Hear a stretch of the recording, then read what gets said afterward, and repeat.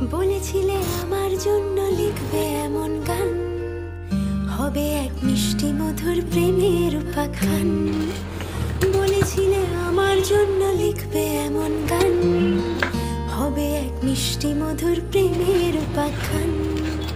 শোনো প্রিয় শোনো দিয়ে মন সেই গানই গাইছি এখন, শোনো প্রিয় শোনো দিয়ে মন সেই গানই গাইছি এখন। এখনই গানের ভাষায় স্বপ্ন আশা তোমায় শোনাতে চাই। বলো। শুনতে চাই।